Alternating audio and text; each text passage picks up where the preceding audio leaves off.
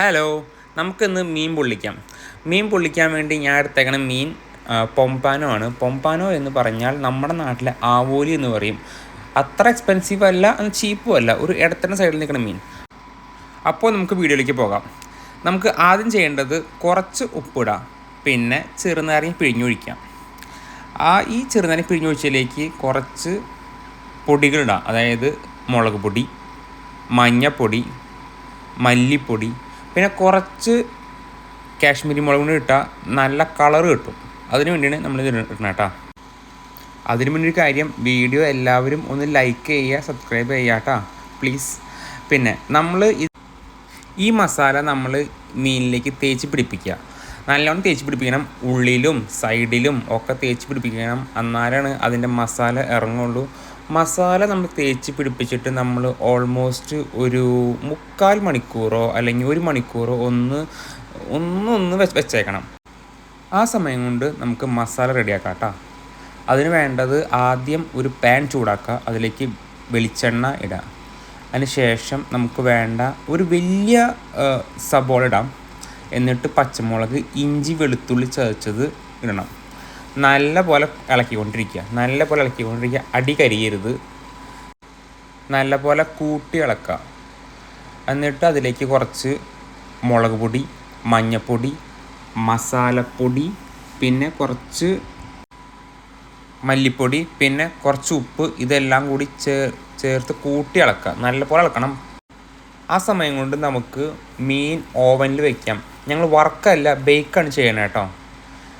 ഇനി നല്ലപോലെ ഇളക്കിയതിലേക്ക് കുറച്ച് തക്കാളി ഇടുക. പിന്നെ നമുക്ക് ചേർക്കേണ്ടത് തേങ്ങാപ്പാലാണ്. അതിന് വേണ്ടി 2 സ്പൂൺ തേങ്ങാപ്പാൽ പൊടിയിലേക്ക് നല്ല തിളച്ച വെള്ളം ഒഴിക്കുക. എന്നിട്ട് കൂട്ടി ഇളക്കുക. കാരണം കട്ട പിടിക്കരുത്, ഒരു കഷ്ണം പോലും ഉണ്ടാവരുത്. അത് ഉണ്ടായാൽ ഭയങ്കര വൃത്തികേടാണ് കറിയിൽ. ഈ സമയം കൊണ്ട് നമുക്ക് നമ്മുടെ മീനൊന്ന് നോക്കാം. കാരണം ഞങ്ങൾ ഓവനിൽ വെച്ചേക്കണേ 15 മിനിറ്റാണ് സമയം വെച്ചേക്കണം. ഞാൻ കുറേ നേരം വെച്ച് കഴിഞ്ഞാൽ അത് കരിഞ്ഞു പോവും, അപ്പോൾ സൂക്ഷിക്കണം. അതുകൊണ്ട് പിന്നെ ഈ ഇളക്കി വെച്ചതിലേക്ക് കുറച്ചല്ല, ഒരു 2 സ്പൂൺ പുളിവെള്ളം ഒഴിക്കുക. അതിലേക്ക് ഒരു 2 ടേബിൾ സ്പൂൺ തന്നെ തേങ്ങാപ്പാലും ഒഴിക്കുക. എന്നിട്ട് കൂട്ടി ഇളക്കുക. ഇടയ്ക്ക് ഒന്ന് ഉപ്പും പുളിയും എരിവും നോക്കണം കേട്ടോ. കണ്ടമാനമായി പോയരുത്, അതൊക്കെ സൂക്ഷിക്കണം ചെയ്യാൻ കേട്ടോ. ഇതൊക്കെ ഒഴിച്ചിട്ട് ഒന്ന് കൂട്ടി ഇളക്കുക കേട്ടോ. ഒരു 5 മിനിറ്റ് കഴിയുമ്പോൾ നമ്മുടെ മസാല റെഡി ഉണ്ടാവും. ഈ നേരം കൊണ്ട് നമുക്ക് നമ്മുടെ മീൻ പുറത്തേക്ക് എടുക്കാൻ നോക്കാം. മീൻ കറക്റ്റായിട്ടുണ്ട്. എന്നിട്ട് നമുക്കൊരു അലുമിനിയം ഫോയിലിൽ, ഞങ്ങൾക്ക് ഇവിടെ വാഴ കിട്ടാനില്ല, അതുകൊണ്ട് ഞങ്ങൾ അലുമിനിയം ഫോയിൽ ഉപയോഗിക്കണത്. അതിനകത്തേക്ക് കുറച്ച് മസാല വയ്ക്കുക, ഒന്ന് പരത്തി വയ്ക്കുക. എന്നിട്ട് അതിൻ്റെ മുകളിലേക്കാണ് നമ്മൾ മീൻ വയ്ക്കണത് കേട്ടോ. അപ്പോൾ അതേ മസാല ഞങ്ങൾ വെച്ചിട്ടുണ്ട്. ഒന്ന് പരത്തിയിട്ട് അതിൻ്റെ മുകളിലേക്ക് ഞങ്ങൾ മീൻ വെച്ചേക്കണം. എന്നിട്ട് അതിൻ്റെ മുകളിൽ ബാക്കിയുള്ള എല്ലാ മസാലയും പൊത്തി വയ്ക്കുക. അതിൻ്റെ വയറ് കീറി അതിനുള്ളിലേക്ക് മസാല വയ്ക്കണം കേട്ടോ. എന്നാലേ അത് വൃത്തിയാവുള്ളൂ. നല്ലപോലെ ചേർത്ത് വെക്കാം കേട്ടോ. സത്യം പറഞ്ഞാൽ എനിക്ക് വാഴ വാങ്ങിക്കണം എന്ന് ആഗ്രഹം ഉണ്ടായിരുന്നു. പക്ഷേ അന്ന് കടയിൽ പോയപ്പോൾ ഞങ്ങൾ കണ്ടില്ല. പിന്നെ അത് മാത്രമല്ല, വെച്ച് കഴിഞ്ഞിട്ടുണ്ടെങ്കിൽ ഫ്രിഡ്ജിൽ വെക്കാൻ പറ്റില്ല വാങ്ങിച്ചിട്ടുണ്ടെങ്കിൽ. കാരണം അത് ചീത്തയായി പോവും. അതുകൊണ്ട് ഇപ്പോൾ അലുമിനിയം ഫോയിൽ വയ്ക്കണത്.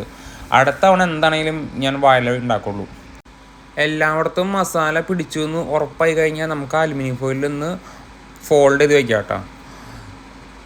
ഒന്ന് മടക്കി വെച്ചിട്ട് നമുക്ക് ഒരു അലുമിനിയം ഫോയിലും വെക്കണം.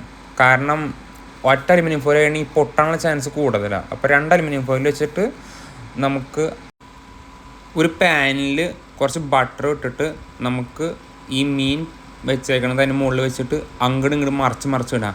ഓരോ 5 മിനിറ്റ് കൂടുമ്പോഴും ചെയ്യാം കേട്ടോ. പുക കാരണം ഞങ്ങളുടെ ഫയറിലാണ് തൊള്ള പൊളിക്കായിരുന്നു.